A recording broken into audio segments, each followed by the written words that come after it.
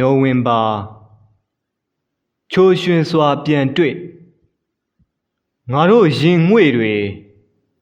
နှွေးထွေးပါရစေ November ငါတို့ရင်မှာအလျံညီးညီးမီးဖိုတွေကိုညှိမ့်လို့ပေးပါ November နှင်းလွာဝဲဖြန့်စောင်းရနံ့လွမ်းစောင်းပန်းမွေးရည်ပွင့်ပေးပါ November အာယုံဦးသည်